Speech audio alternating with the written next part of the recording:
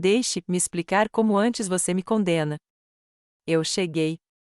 Eu pensei que estava saindo para almoçar no meu aniversário de 62 anos. Eu até denominei meu cabelo e coloquei minha camisa mais bonita. No entanto, recebi uma mala e deixei para trás no lugar de bolo e risos. E foi apenas o começo. Espere até que ele assuma seu sobrenome, se você acredita que apenas estranhos podem traí-lo. Fique atento e deixe-me saber de onde você está visualizando na seção de comentários na conclusão. Dizem que o amor de uma mãe é eterno, paciente, perdoador e incondicional. Eu penso que sim. Isso é o que eu experimentei. Apoiei Brandon, meu único filho, através de todas as peças escolares, noites sem dormir e joelho de pele. Senti uma vibração no meu peito enquanto acordei no meu aniversário. Aquele brilho reconfortante de expectativa. 62. Esperançoso ainda sozinho em minha pequena casa de Dayton, Ohio. Brandon não fez muitas ligações recentemente. Disse que, apesar de sua agenda de emprego movimentada e casamento rochoso, ele sem dúvida apareceria hoje. Eu preparei seu prato favorito, panquecas e até organizei 2 pratos. Eu ainda estava sozinho na hora do almoço. Eu não queria espiral, mesmo que meu coração afundasse um pouco. Analisei textos anteriores e verifiquei meu telefone uma dúzia de vezes na tentativa de conectar. A campainha tocou às 14 horas. Brandon estava lá quando eu abri, usando aquele sorriso de menino que ele tinha quando queria algo. Feliz aniversário, mãe, disse ele, segurando uma pequena flor do supermercado. Apesar da dor no meu peito, eu sorri e dei-lhe um forte abraço. Então eu disse: Você veio? Claro, ele respondeu, dando-me um tapinha firme. Quando ele ordenou, vestido. Acrescentando, eu fiz reservas de almoço. Eu não questionei nada. Peguei meu casaco, um pequeno bolso e os sapatos que pareciam bons, mas constantemente machucam os dedos dos pés. Não dirigimos em direção à cidade ou a qualquer restaurante, mas eu estava empolgado como uma garota indo para o baile. Chegamos a um local com uma longa estrada cercada por árvores de bordo, cujas folhas haviam mudado para carmesins, ouro e cinzas. Meu intestino torceu enquanto olhava para o cartaz. O Senior Living Facility Villa Pines. Brandon, o que é isso? Eu perguntei. Ele limpou a garganta. Dizendo: Mãe, precisamos conversar. Suas palavras: Isso não é mais seguro, continuou. Você mora sozinho e com seus lapsos de memória, continuou ele. Que memória lapsa? Eu perdi minha paciência. Ele continuou a falar. Suas palavras: Encontrei um ótimo lugar? Ele tranquilizou: É seguro, confortável. Ele esclareceu, dizendo: Você terá pessoas da sua idade, atividades. Eu ri. Essa risada azeda que faz você não querer rir de jeito nenhum. Eu observei: Você está brincando. Você me trouxe aqui no meu aniversário? Eu perguntei. Ele saiu do veículo. Ele insistiu: Vamos lá. Eu não me moveria. Ele abriu o porta-malas naquele momento. Eu já havia embalado minha mala. Eu congelei quando olhei para ele. Eu disse: Você passou pelas minhas coisas? Ele soltou um suspiro. Não torne isso mais difícil do que precisa, disse ele. O tempo parece ter congelado por dentro. O perfume de vegetais exagerados e antisséptico e sorri para a recepção. Ele me deu documentos legais, meu nome, sua assinatura e uma transferência de procuração. Concluído. Na época, eu não chorei. Ainda não. Eu o segui até uma sala com uma pequena janela voltada para uma parede de tijolos, paredes bege e uma cama ajustável. Meu presente de aniversário. Sentei-me na beira da cama com meu casaco ainda está ligado, sentindo a infiltração fria nos meus ossos. Sem bolo, sem velas, apenas silêncio. Horas se passaram. Finalmente abri o buquê. Ele havia murmurado no passeio de carro. As flores pareciam que eu senti. Naquela noite, fiquei acordado, ouvindo o tranquilo farfalhar das enfermeiras, o som distante de uma TV em algum lugar no corredor. O colchão era muito firme. Os lençóis cheiravam a alvejante. Eu reproduzi todas as conversas com Brandon no ano passado, tentando ver os sinais que eu perdi. Pensei em todas as vezes que disse sim quando deveria ter dito não. Os tempos que eu cobri por ele, emprestaram-lhe dinheiro, deram desculpas a outras pessoas. Os momentos em que engoli decepcionei porque eu amava. Mas naquela noite, parei de defendê-lo. Algo rachou dentro de mim, algo essencial. Na manhã seguinte, pedi a uma enfermeira meu telefone celular. Ela disse que meu filho cuidou disso, desativou a linha, disse que era muito confuso para mim. Foi então que percebi que não estava aqui para ser cuidado. Eu estava aqui para ser apagado. E se eu não encontrei uma saída, eles teriam sucesso.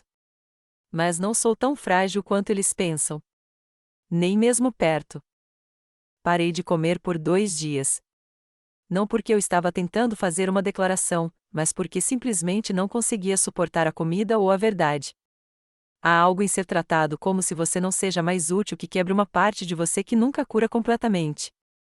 Eu tinha criado um filho, construído uma casa, amava ferozmente, e agora eu era apenas um número de quarto e um gráfico de pacientes. As enfermeiras eram gentis, principalmente, mas a bondade pode parecer uma forma de pena quando você está preso. Eles me chamaram de querida Ion como se eu tivesse 10 ou 100. Ninguém perguntou o que eu fiz antes. Ninguém perguntou o que eu amava. Para eles, eu era apenas a mulher velha usando chinelos e esquecendo as coisas. Mesmo se eu não tivesse esquecido nada. Meu colega de quarto, Doris, dormiu o dia todo e roçou a noite toda. Ela não falou muito, mas quando fez, era sobre pessoas que não a visitaram há anos. Ouvi porque conhecia muito bem a dor da ausência. Eu tentei manter minha mente afiada.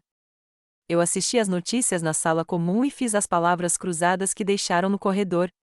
Reli um romance que já li 2 vezes antes. Mas algo dentro de mim estava afundando mais fundo, mais sombrio. Então, no 4º dia, eu conheci Ruby. Ela não deveria trabalhar naquele dia. Uma enfermeira chamou o doente Ruby, jovem, com tranças presas sob a tampa e bondade dos olhos, preenchidos.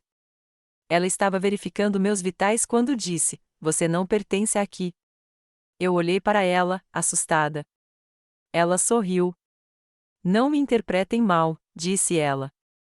"Muitas pessoas precisam de ajuda, e tudo bem, mas você não parece perdido", acrescentou. Eu pisquei a picada repentina nos meus olhos. Nós começamos a conversar. Ela perguntou sobre Brandon. Eu disse a ela o que pude sem desmoronar. Ela ouviu. Não apenas assentiu, realmente ouvi. Mais tarde naquele dia, ela voltou com algo na mão. Isso pertencia ao Sr. Henley, um morador que passou na semana passada, ela sussurrou.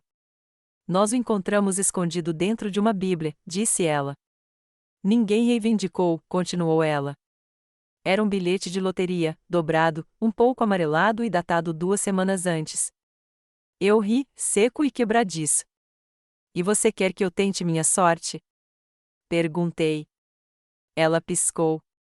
Ei, o mundo lhe deve algo, disse ela. Eu não planejei fazer isso. Não há princípio. Parecia bobo, mas o tédio e o desespero são estranhos bedfellows. Naquela noite, esperei até o corredor ficar quieto. Usei um dos desktops antigos da instalação no lounge e digitei os números. Minha mão congelou. Meus olhos examinaram a página de novo e de novo. US$ 15 milhões. Eu cobri minha boca com as 2 mãos. Eu olhei em volta. Ninguém estava lá. O silêncio que se seguiu foi ensurdecedor. Não foi alegria que me senti. De jeito nenhum. Era medo. Puro, medo elétrico. Se Brandon descobriu, se alguém descobriu. Imprimi a confirmação, dobrei-a pequena e enfiei-a dentro do meu sutiã. No dia seguinte, liguei para Ruby de lado. Eu preciso conversar com alguém em particular, alguém legal, eu disse. Ela não perguntou por quê.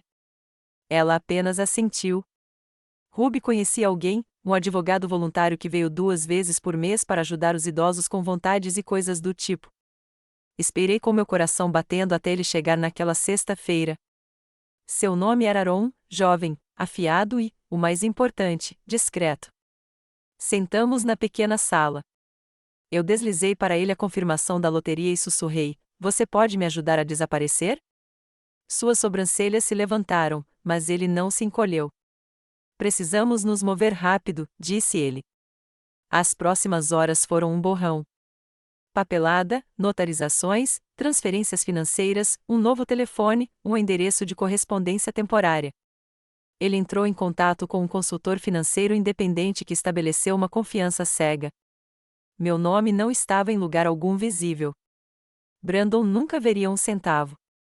Eu assinei uma nova vontade, deixando tudo para a caridade, mas ainda não divulgou. Brandon já havia assinado minha vida uma vez. Eu não o deixaria fazer de novo.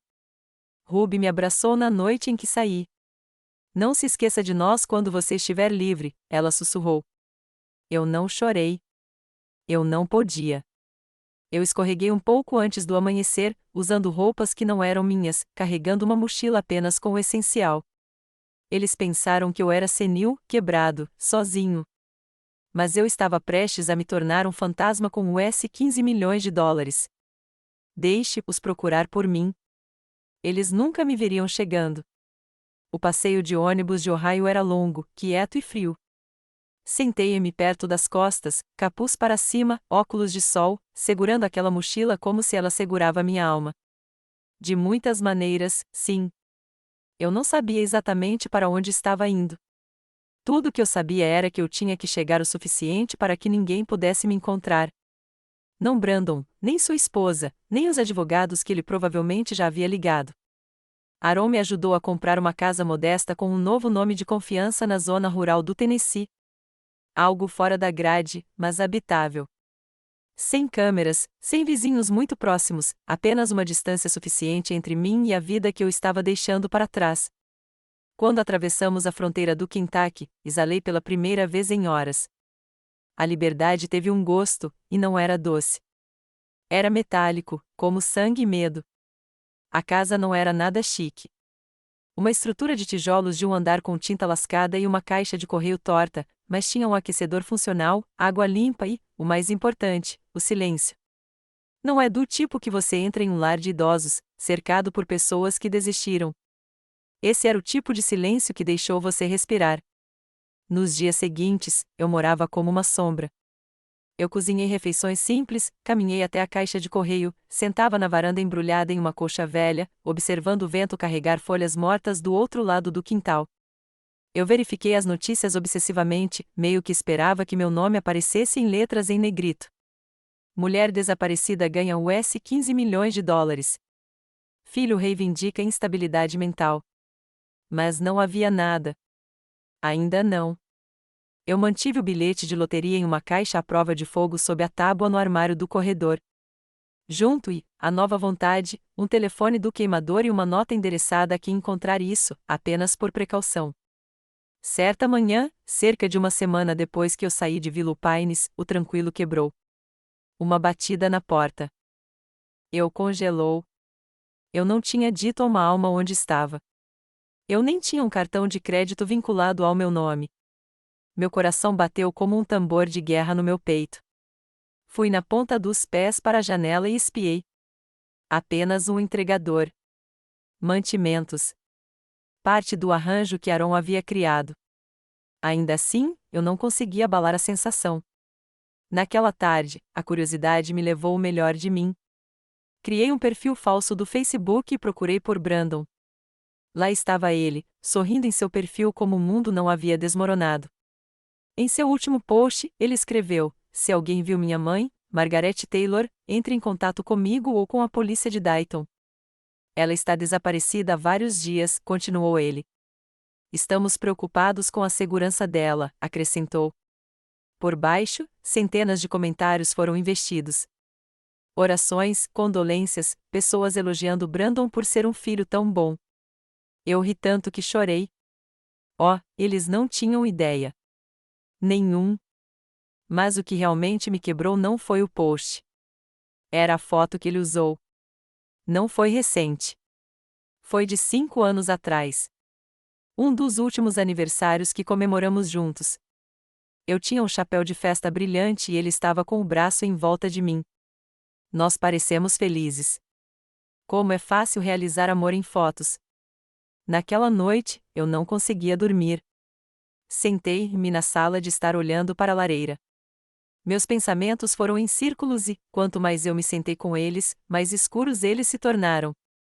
Lembrei-me toda vez que dava dinheiro de Brandon, todo empréstimo, toda mentira. Lembrei-me de como ele me levou, sutilmente, mas o suficiente. Ele diria coisas como: "Você me disse isso, quando eu não tinha." Ou "Você está esquecendo cada vez mais hoje em dia." Eu pensei que estava envelhecendo mal. Eu pensei que era minha culpa. Não foi. Ele queria que eu duvidasse de mim mesmo. Então, quando ele assumiu o controle da minha vida, eu não resistiria. Bem, eu terminei de ser controlado. Na manhã seguinte, liguei para Aaron de um número de queimador. "Eu preciso que você atualize minha vontade novamente", eu disse. Ele não perguntou por quê. "O que muda?", ele perguntou. "Eu quero deixar bem claro", eu disse. "Brandon Taylor não recebe absolutamente nada", afirmei. "Não é $1, nem uma lembrança, nem uma memória", acrescentei. "Feito", disse ele. "Você está seguro agora, Margarete", ele garantiu. Mas eu não estava. Ainda não, porque no fundo eu sabia que algo estava chegando e precisava estar pronto para isso. Começou com uma carta, envelope simples, nenhum endereço de retorno, escondido entre as contas de serviços públicos e lixo eletrônico. Eu não teria notado isso se não fosse pelo papel, mais pesado que o normal, caro. Meu estômago virou o segundo em que toquei. No interior, havia uma única folha, uma fotocópia, minha assinatura ou o que parecia. Abaixo dele, 2 outros, um do meu falecido marido, Richard, e outro de Brandon. Era um documento de empréstimo datado de 12 anos atrás, um empréstimo pessoal de US$ 50.000 tomado em Richard e nos meus nomes. O logotipo do banco era real. O mesmo aconteceu com o selo de notário, mas eu nunca assinei esse papel. Nunca. Sentei-me no sofá gasto, a letra tremendo em minhas mãos. O documento tinha minha caligrafia até o loop no G de Margarete, mas algo sobre isso estava fora, muito limpo, praticado demais. Meu marido nunca teria escondido um empréstimo como esse. E Brandon, ele nunca disse uma palavra. Peguei a caixa à prova de fogo, recuperei a pasta de arquivos mais antiga que Aaron me ajudou a compilar, uma coleção de documentos financeiros passados que salvamos antes de sair. Lá dentro, encontrei mais 3 formas, todas com minha assinatura forjada. Uma realização fria deslizou através de mim. Brandon estava roubando de mim e Richard há anos. Ele explicou a estranha tensão em nossos últimos anos juntos. A maneira como Richard evitou certos tópicos financeiros. Como de repente tivemos menos. Como Brandon sempre parecia precisar de dinheiro para uma emergência, mas dirigia um carro mais novo todos os anos. Os argumentos tranquilos à noite que eu pensei que eram sobre trabalho. Os planos de férias cancelados. Os maus investimentos. Eu culpava o envelhecimento, o mercado, uma virada geral de sorte. Mas era Brandon. O tempo todo. Eu não chorei. Não desta vez. Em vez disso, abri meu laptop e comecei a cavar mais fundo. Nos 3 dias seguintes, juntei tudo. Brandon falsificou vários documentos de empréstimo usando o número do seguro social e o meu. Os valores variaram. Alguns foram pagos, outros foram silenciosamente enrolados em cobranças de dívidas. Richard deve ter coberto a maior parte antes de morrer, levando a vergonha com ele. Mas uma conta, ainda ativa, mostrou um saldo de balão de mais de US$ 120.000, e ela havia inadimplente sob meu nome apenas 3 meses antes de eu ser lançado em Willowpines. Sentei-me na escuridão daquela pequena sala de estar do Tennessee. Tela brilhando na minha frente, as mãos apertadas tão apertadas minhas juntas doíam. Isso não foi apenas traição. Isso foi roubo, fraude, criminoso. Entrei em contato com Aaron novamente. "Eu tenho novas informações", eu disse a ele. "Documentos forjados, empréstimos", eu disse. "Brandon fez isso", acrescentei. "Eu acredito em você", ele disse calmamente. "Você quer apresentar queixa?", ele perguntou. "Ainda não", respondi. Eu não era um T pronto. Não porque eu tive cumprimentos. Não, esses se foram. Eu não estava pronto porque queria que ele sentisse o medo primeiro, o silêncio, o que não sabe. Eu queria que ele se perguntasse se eu sabia. Porque a verdade era que eu não estava mais escondendo. Eu estava caçando. Comecei a reunir todos os documentos que pude. Cada conta ligada ao meu nome, todos os e-mails antigos, todos os avisos financeiros Brandon enviados uma vez em meu nome. Até entrei em contato com o antigo banco que usamos e solicitamos registro sob um pretexto legal que Aaron me ajudou a redigir. Peça por peça, o quebra-cabeça se formou e o que revelou fazer meu sangue ficar frio.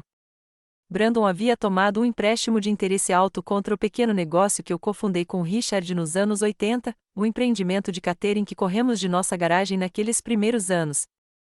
Ele usou essa LLC, ainda tecnicamente ativa, para garantir uma linha de crédito de US$ 200 mil.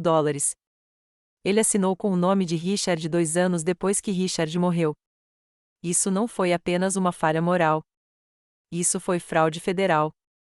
Eu salvei tudo em uma pasta criptografada, bacupei e imprimi uma cópia para armazenar na caixa embaixo das tábuas do piso. Eu não tinha certeza de quanto tempo tive, porque se Brandon estivesse tão desesperado quanto eu suspeitava, e se ele tivesse a menor pista que eu havia desaparecido com milhões, ele estaria vindo para mim em breve. Você já olhou para alguém que amou a vida inteira e percebeu que nunca os conhecia? É assim que parecia. Percorrendo as páginas de documentos que amarraram meu filho a uma trilha de engano por tanto tempo e emaranhada, fez meu estômago agitar. O homem que uma vez balancei para dormir em meus braços havia crescido em um estranho. E não apenas qualquer estranho, perigoso. Até agora, eu havia confirmado tudo. Brandon forjou minha assinatura, mentiu para bancos, manipulou meu falecido marido a cobertura para ele, o pior de tudo, ele havia feito tudo por trás da máscara de um filho dedicado. Mas a verdade mais sombria veio através de uma simples pesquisa enterrada em um banco de dados público. Com uma pequena ajuda do acesso de Aaron, eu o encontrei. Brandon Taylor, atualmente sob investigação federal por registros de impostos fraudulentos, peculato e uso indevido de identidade. Uso indevido de identidade. Aquele bateu mais. Eu cliquei no arquivo da caixa, tremendo. Os detalhes foram principalmente redigidos, mas as acusações foram claras. Brandon estava criando identidades falsas, inflando renda, falsificando deduções e enviando retornos ao dinheiro do sifão por meio de reembolsos. Algumas dessas identidades foram falecidas, outras eram idosas, outras eram pessoas reais, inclusive eu. O IRS sinalizou vários retornos apresentados em meu nome nos últimos 3 anos. Eu não fazia ideia. Eu olhei para a tela, minha mente em uma espiral. Ele planejava pegar meu dinheiro desde o início?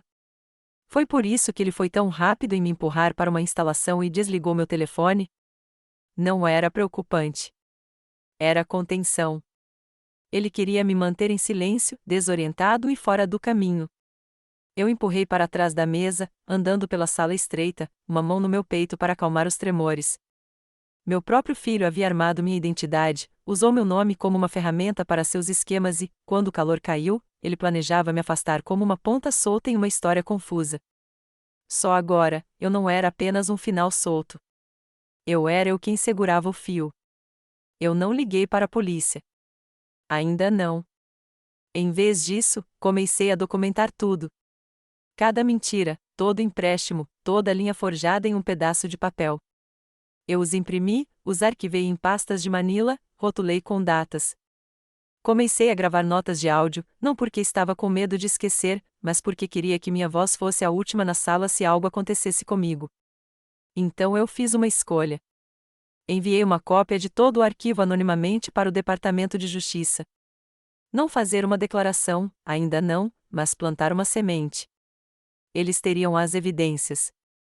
Se algo acontecesse comigo, eles saberiam onde procurar. Ainda assim, eu não conseguia parar a sensação de que ele sabia. Comecei a perceber carros estacionados mais do que o normal perto da casa. Uma vez, um homem bateu na porta, alegando que estava fazendo uma pesquisa com o bairro. Eu não abri, apenas assisti por trás da cortina, telefone na mão.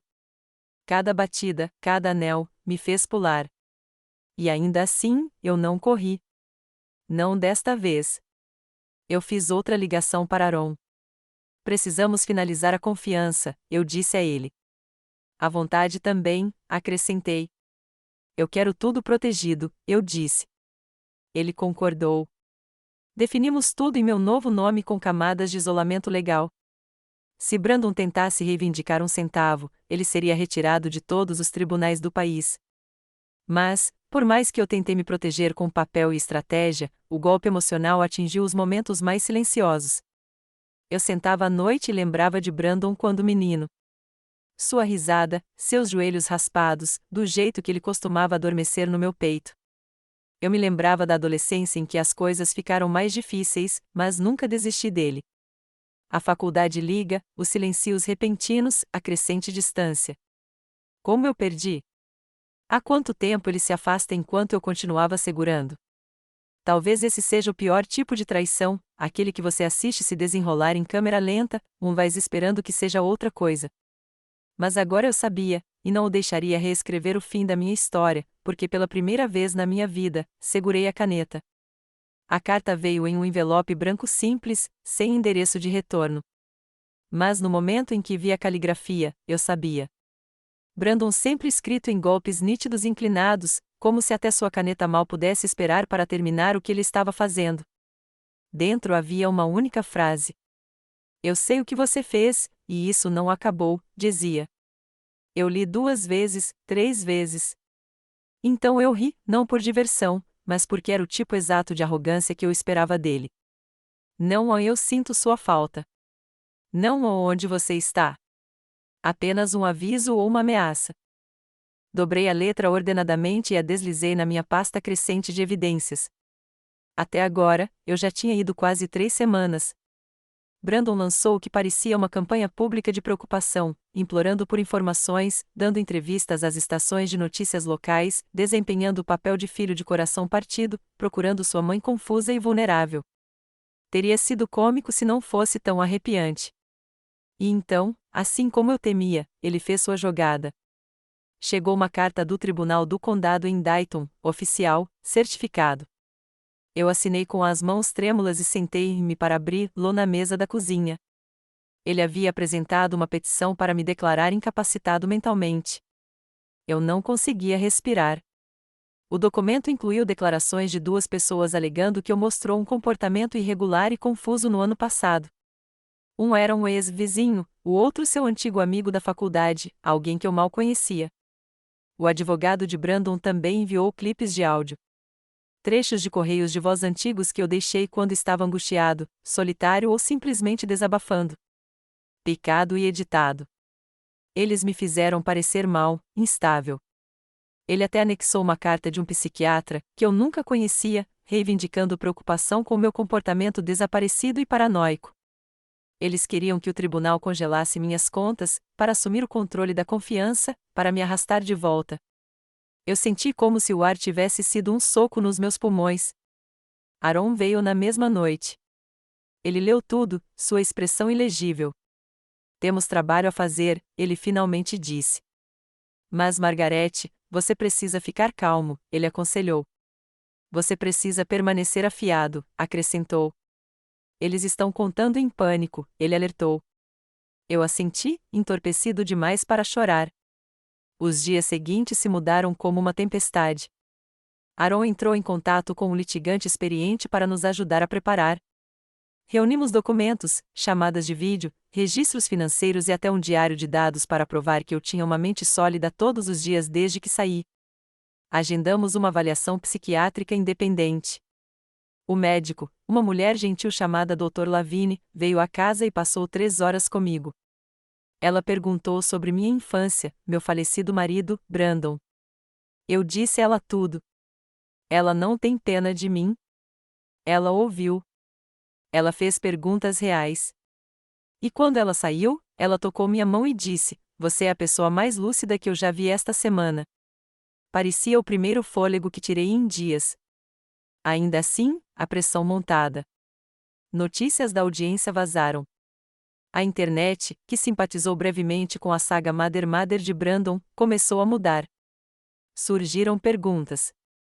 Por que não entrei em contato com alguém? Eu era instável? Alguém mais estava puxando as cordas? A mídia adora um mistério, e Brandon sabia como alimentá-los. Mas eu não tinha mais medo, porque agora tinha mais do que apenas prova. Eu tinha propósito. No silêncio da minha pequena casa, comecei a preparar uma declaração de vídeo. Ainda não o publiquei, mas queria estar pronto para o caso de eles me silenciarem. Olhei para a câmera e disse: meu nome é Margaret Taylor. Sou de boa mente e fui traído pela pessoa em que mais confiei, continuei. Eu não chorei. Eu não gritei. Acabei de dizer a verdade porque sabia o que estava por vir. E desta vez, eu não seria o único em julgamento. O tribunal de Dayton não mudou desde a última vez que eu já passei por ele anos atrás. Quando paguei uma multa de estacionamento e fiquei em uma sala cheia de pessoas esperando esquecer seus erros. Naquela época, eu era esposa, mãe, alguém que acreditava em dar às pessoas segundas chances. Agora eu era o acusado. Aaron me aconselhou a me vestir simples, mas forte. Algo que dizia: não estou aqui para implorar. Estou aqui para ser ouvido. Eu usava um casaco azul marinho com botões de prata, o relógio antigo do meu marido e um par de saltos sensíveis que clicavam desafiadoramente a cada passo pelos salões do tribunal. Brandon já estava sentado na frente do tribunal quando cheguei. Ele ficou quando eu entrei, como uma performance perfeita. Uma máscara de preocupação envolvia seu rosto.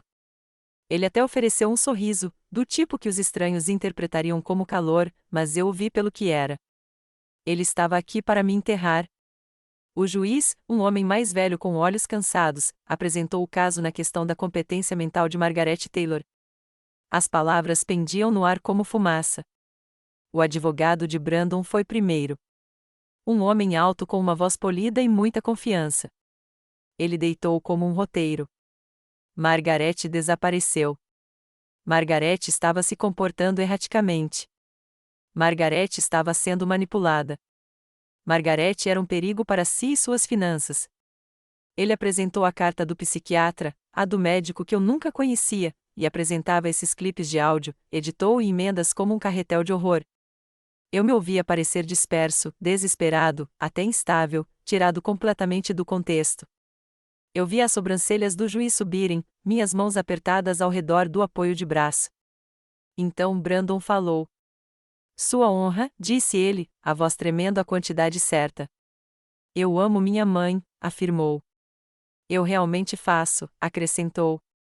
Esta é a coisa mais difícil que eu já fiz, disse ele. Mas acredito que ela está sendo aproveitada, continuou ele. Ela não é ela mesma, afirmou. Ela está perdida, concluiu. Foi quando eu fiquei. Minha vez, sua honra, eu disse. O juiz assentiu. Eu andei lentamente até o suporte, fazendo uma pausa apenas o suficiente para deixar o peso da minha presença se acalmar. Então eu falei. Meu nome é Margaret Taylor, comecei. Tenho 62 anos, continuei. Não estou com deficiência mental, afirmei. Não estou perdido e não sou a vítima de ninguém, declarei. Abri minha pasta metodicamente, com cuidado e entreguei uma cópia do relatório psiquiátrico completo do Dr. Lavigne ao juiz, assinou, datado e certificado. O veredicto: mente completamente sólida, nenhum indicador de declínio cognitivo, emocionalmente estável. Eu assisti os ombros do advogado tensos. O rosto de Brandon se contraiu. Então eu continuei. Eu tenho aqui, eu disse, levantando uma segunda pasta. Um registro de cada telefonema que fiz na semana antes de sair, expliquei. Recebimentos para transferência de fundos para uma confiança legal, acrescentei. Registros médicos, limpos, observei. E uma declaração assinada do advogado que me ajudou a sair da instalação, afirmando que eu era lúcido, lógico e no controle total das minhas decisões, concluí. Eu parei. E eu também tenho outra coisa, eu disse. Mas não vou apresentar isso hoje, acrescentei.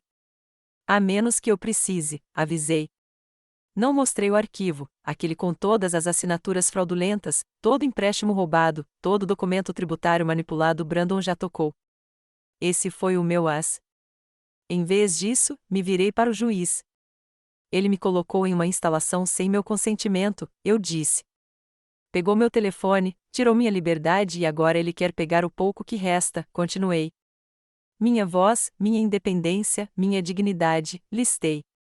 Não deixe-o, eu implorei. O tribunal ainda estava. Aaron sentou-se ao meu lado, silencioso, mas estável. Seus olhos encontraram os meus, orgulhosos, mas não surpresos. O juiz se inclinou para trás, o polegar batendo no arquivo. Preciso de tempo para revisar todos os documentos e a avaliação médica, disse ele. O tribunal se reconveria em 2 semanas, anunciou. 2 semanas. Brandon se virou para mim quando a sessão terminou. Ele tentou chamar minha atenção, mas eu não lhe dei a satisfação. Ele deixou o tribunal com punhos cerrados e um jal com força. Sua máscara estava quebrando. E eu saí com a cabeça erguida. A guerra não acabou. Mas pela primeira vez, eu sabia que poderia ganhar. 2 semanas. Isso é quanto tempo o juiz nos deu. Mas Brandon não perdeu um único dia. Poucas horas depois de deixar o tribunal, ele dobrou sua campanha pública. As notícias locais publicaram um novo segmento. A mãe desaparecida reaparece no tribunal. Filho teme a exploração. Brandon conversou diretamente com a câmera, os olhos úmidos, a voz tremendo o suficiente. Eu só quero ter certeza de que minha mãe está segura, disse ele. Ela passou por muita coisa, acrescentou. Ela não está pensando claramente, e temo que haja pessoas ao seu redor com más intenções, afirmou. Eu assisti à transmissão da minha sala de estar, braços dobrados, mandíbula com força. Não havia pessoas más ao meu redor. Apenas eu. Apenas Margaret Taylor. A mulher que o criou, que sacrificou, que perdoou mais do que qualquer mãe deveria. E ele teve a audácia de me pintar como fantoche. Esse foi o momento que eu sabia. A guerra silenciosa que eu havia declarado em meu coração não era mais suficiente. Eu precisava agir. Liguei para Aaron e pedi que ele passasse. Quando ele chegou, entreguei a ele o envelope selado a todos os documentos que eu havia coletado. Os empréstimos fraudulentos, as assinaturas forjadas, as declarações fiscais Brandon haviam apresentado sob meu nome. Envie, eu disse. Não para o tribunal, para o Departamento de Justiça, anonimamente, eu instruí. Ele abriu o envelope, passou pelas páginas e assentiu. Isso chamará a atenção deles, disse ele. Estou contando com isso, respondi. Mas eu não tinha terminado. Naquela noite, usando um dos meus novos pseudonimos e uma conta online nova, fiz uma doação considerável. US$ 5 milhões para uma organização sem fins lucrativos nacional que protege indivíduos idosos de abuso financeiro. Nenhum nome anexado, apenas a transferência. Dentro de uma semana, eles lançaram uma campanha usando meu caso como um símbolo. Eles não me nomearam, mas o tempo era perfeito demais. As pessoas começaram a sussurrar, compartilhar, questionar. Como uma mãe desaparece, depois reaparece com dinheiro, mas seu próprio filho tenta trancá-la embora? Eles perguntaram. Os comentários inundaram as mídias sociais. Algo está errado com o filho. Deixe-a falar. Por que ninguém perguntou ao lado dela? Eu não confio nele. Cuidados de Brandon, a imagem totalmente construída começou a balançar. Então uma pausa que eu não esperava. Um jornalista de um importante jornal entrou em contato com Aaron. Ela queria ouvir meu lado da história. Ela prometeu discrição. Sem nomes, sem fotos, apenas verdade. Eu concordei. Nós nos encontramos em um café tranquilo, 2 cidades. Eu usava óculos de sol e um chapéu. Sentamos no estande da esquina. Ela bateu no registro e me deixou falar. Eu contei ela sobre a instalação, sobre ser deixado lá sem aviso prévio, sobre Brandon pegar meu telefone, minhas contas, minha dignidade. Eu não mencionei a loteria. Ainda não. Quando ela perguntou sobre o processo judicial, eu simplesmente disse: ele está tentando assumir o controle da minha vida. Novamente, a história aconteceu 2 dias depois. Mãe ou milionário? O silenciamento de Margaret T. Não demorou muito para os pontos se conectarem. As pessoas online começaram a especular. A mãe desaparecida era realmente a doadora anônima? Foi por isso que seu filho queria que ela declarou incompetente? Mais sussurros, mais dúvidas. E ainda assim, eu permaneci quieto. Porque a queda de Brandon não viria de uma acusação. Viria de um acerto de contas. 2 dias antes de o tribunal se reunir, Aaron recebeu uma ligação. Era do Departamento de Justiça. Eles receberam nosso arquivo anônimo e estavam abrindo um caso. Brandon ainda não sabia, mas enquanto estava construindo um castelo de mentiras em tribunais e câmeras, eu estava incendiando a fundação e as chamas estavam ficando mais altas. A segunda audiência parecia mais fria, não por causa do clima, embora o vento do Tennessee tenha se tornado cruel naquela semana, mas porque algo havia mudado no ar ao nosso redor. Brandon entrou no tribunal parecendo menos confiante desta vez. Seus ombros não eram tão altos. Seu advogado sussurrou com urgência enquanto se sentava. Eles viram o artigo. Eles viram a mudança online. Eles estavam sentindo as rachaduras.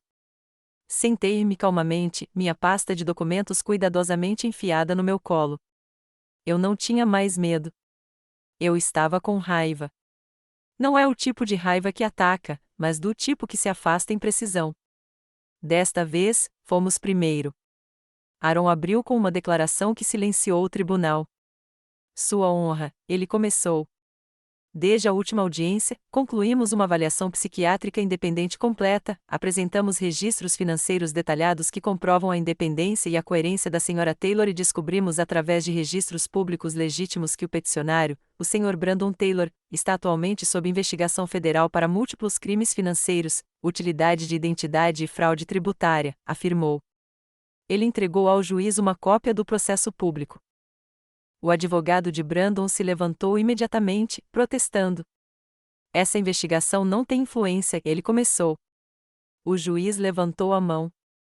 Sente-se, ele ordenou. A sala do tribunal prendeu a respiração. Então veio o verdadeiro golpe. O Dr. Lavigne, meu avaliador independente, assumiu a posição. Calmo, inteligente, direto. Ela confirmou que eu não era apenas mentalmente competente, mas emocionalmente sólida e plenamente consciente de minhas decisões, incluindo minha escolha de deixar a casa de repouso. Ela não está apenas clara, disse Lavigne. Ela é deliberada, atenciosa, acrescentou. Não há base médica para qualquer declaração de incompetência, concluiu ela. Eu olhei para Brandon então. Suas mãos estavam segurando a mesa com tanta força que seus dedos eram brancos. Sua máscara, aquela fachada cuidadosamente construída de preocupação, estava se desenrolando pelo segundo. Aaron então apresentou nossa evidência final, uma linha do tempo. Ele mostrou exatamente quando Brandon tentou assumir o controle de minhas contas e como isso coincidiu perfeitamente com grandes saques que ele fez de seus próprios negócios. Coincidência? Dificilmente. O juiz revisou tudo em silêncio. Brandon foi oferecido a oportunidade de responder. Ele se levantou, sua voz rachou. Minha mãe está doente, disse ele. Ela está claramente sendo manipulada por alguém, afirmou. Ela não agiria assim, a menos que estivesse confusa ou instável, argumentou. Este, não é ela, ele gaguejou. Fiquei então e o encarei diretamente. Eu sou ela, eu disse. Todo mundo ficou parado. Eu sou a mulher que ficou acordada com você quando você teve gripe aos 6 anos, comecei. Quem desistiu de férias, que penhoraram joias para pagar pelas suas aulas na faculdade, que cozinharam sua refeição favorita, mesmo quando eu não podia pagar mantimentos para mim, continuei. Eu sou ela, e você me deixou em uma instalação como se eu não fosse nada, eu declarei. Eu me virei para o juiz. E agora, sua honra, peço que me deixe provar que não sou nada, implorei. O juiz se inclinou para a frente, empolgou os dedos e falou lentamente. Sra. Taylor, com base nas evidências esmagadoras fornecidas, em sua avaliação psiquiátrica e nas inconsistências nas reivindicações do peticionário, estou descartando este caso, disse ele.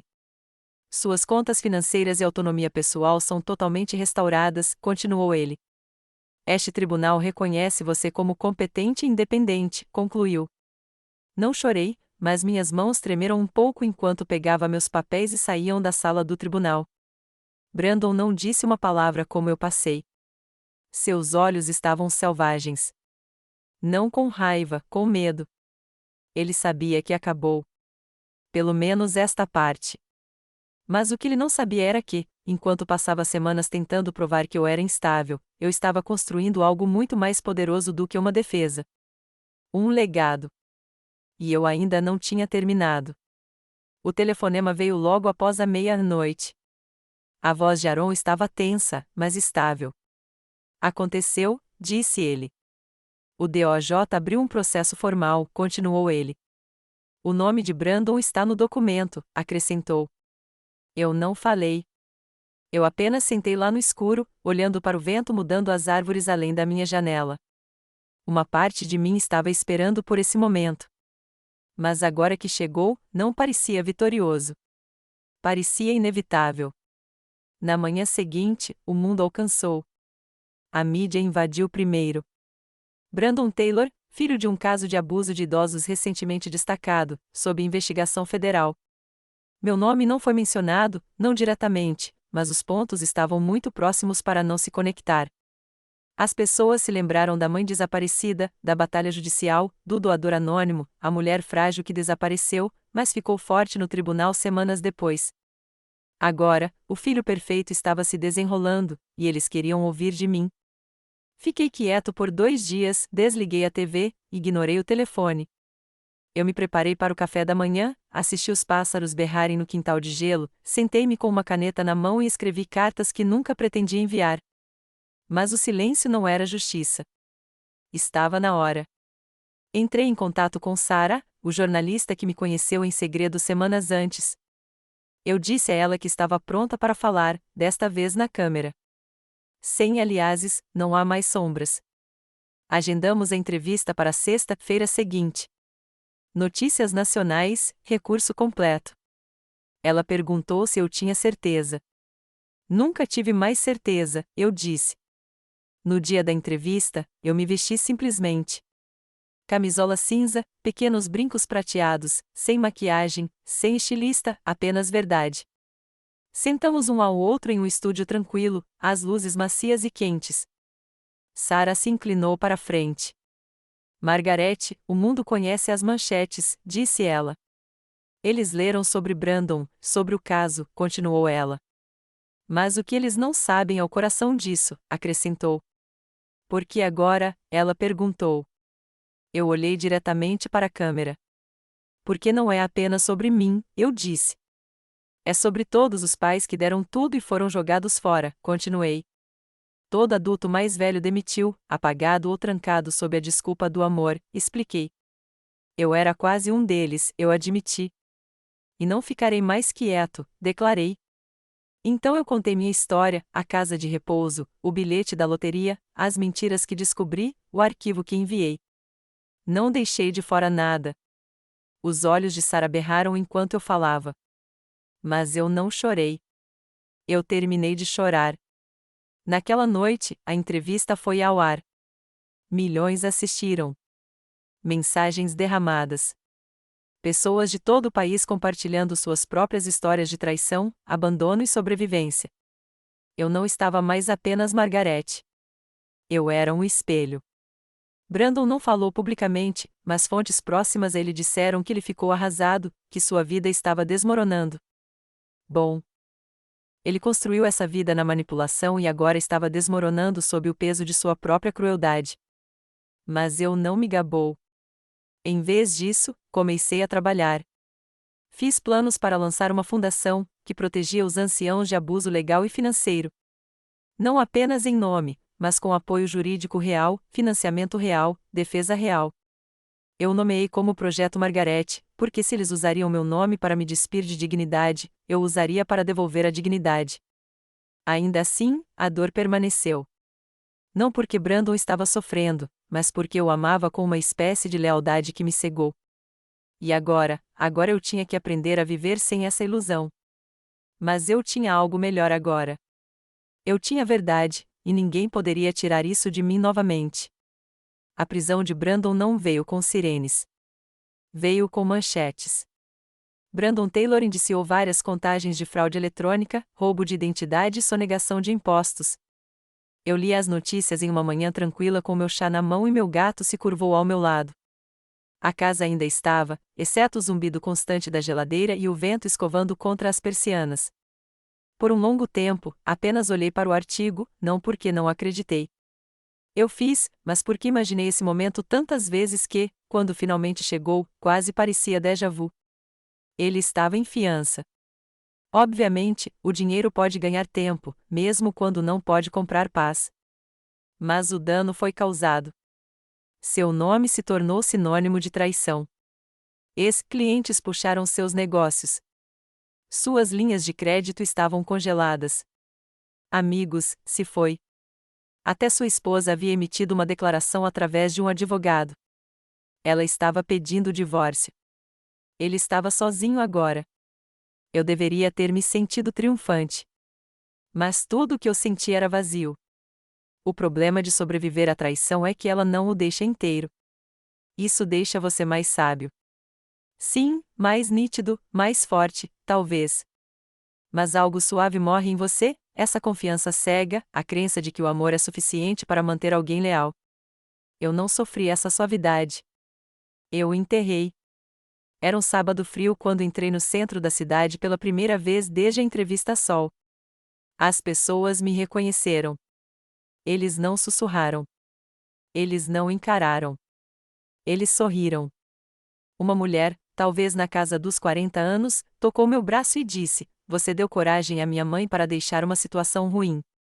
Um jovem por trás do balcão da farmácia colocou uma nota na minha bolsa de prescrição.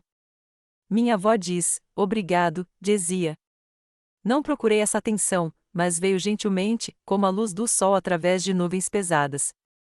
Aaron parou naquela tarde. Eles lhe ofereceram um acordo, disse ele.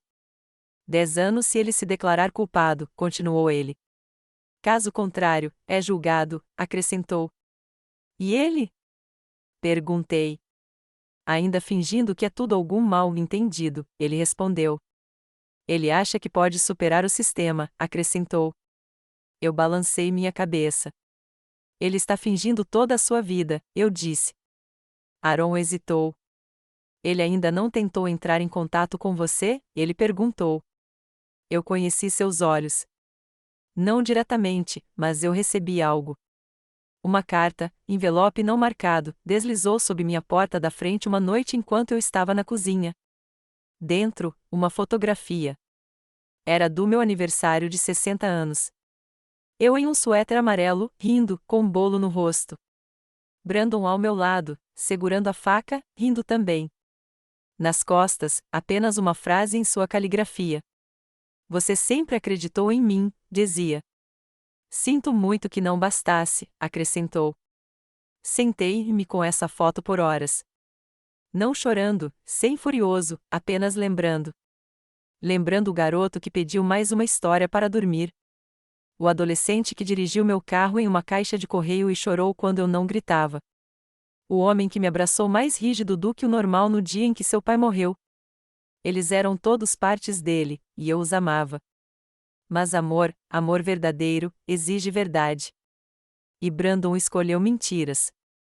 Naquela noite, queimei a foto na lareira. Não está sem ódio, fora de lançamento. Eu assisti as chamas se enrolarem ao redor do papel, enegrecer as bordas, apagar o sorriso. Eu não precisava de uma foto para lembrar. Eu precisava de paz. E eu estava quase lá. Na manhã, voltei para Willow Pines, o céu estava cinza pálido, do tipo que suaviza o mundo sem escondê-lo. Fiquei do lado de fora da instalação por um longo momento, olhando para o lugar onde fiquei como bagagem. O estacionamento estava quieto. As árvores estavam nuas, mas algo mudou. As portas da frente se abriram e Ruby saiu antes que eu pudesse bater. Ela ofegou quando me viu. Oh meu Deus, Margarete, ela exclamou. Eu sorri. Sou eu disse. Nós nos abraçamos, não educadamente, não brevemente, mas como duas pessoas que haviam sobrevivido a algo. Seus braços estavam quentes, e eu percebi quanto tempo fazia desde que me senti seguro no abraço de alguém. No interior, o local parecia diferente. Os pisos estavam encerados na hora. As luzes eram mais brilhantes. A sala comum tinha novos livros, uma televisão melhor e uma cerveja de café real no canto. Ouvi o que você fez, disse Ruby, levando-me a um banco tranquilo no corredor. As doações, as entrevistas, continuou ela. Margarete, você mudou tudo, acrescentou. Não, eu disse. Eu apenas parei de deixar as pessoas decidirem quem eu era, corrigi. Andamos pelos corredores juntos. Eu visitei o antigo quarto de Doris. Agora era um lounge de leitura. A equipe olhou para cima, alguns sorrindo, outros atordoados. Alguns moradores me reconheceram. Eu acenei para cada um deles. Eles não eram mais invisíveis, e nem eu. Naquela tarde, fiz um discurso na nova sala de atividades. Havia cadeiras dobráveis montadas e a equipe havia feito biscoitos. Ruby me apresentou como se eu fosse alguém famoso, mas eu balancei a cabeça. Não estou aqui porque sou rico, comecei. E eu não estou aqui porque fui prejudicado, continuei. Estou aqui porque fui silenciado, expliquei. E eu sei quantos de vocês ainda se sentem assim, acrescentei. Cada par de olhos me observava. Alguns ponderam com lágrimas. Quero lhe dizer algo que eu gostaria que alguém tivesse me dito há muito tempo, eu disse. Você não é um fardo, afirmei. Eu continuei, você não é esquecido. Eu disse, e você não terminou. Houve um aplauso mais suave e mais alto.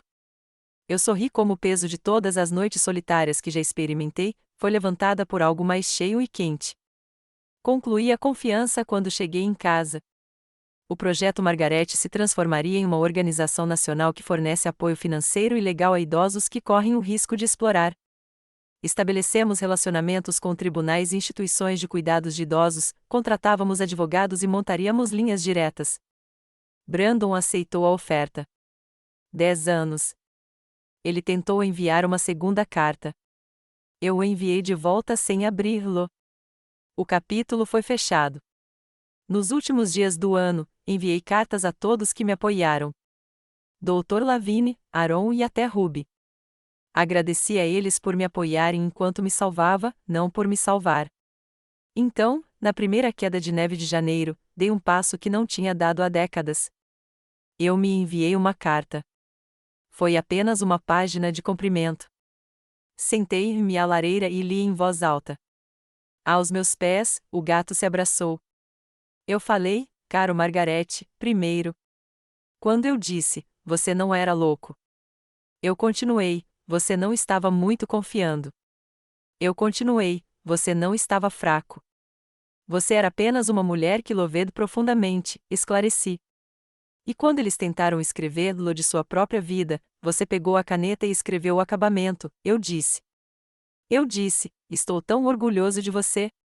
Eu disse, com amor, você mesmo no final. Coloquei a letra na lareira depois de dobrá-la e coloque-a em uma pequena caixa de madeira. Não precisava de um legado financeiro, retaliação ou até justiça. Eu tinha mais. Liberdade. E eu estava finalmente, totalmente livre pela primeira vez na minha vida. Agradeço por você ouvir. Lembre-se de se inscrever e fique à vontade para deixar um comentário com sua história. Sua voz conta.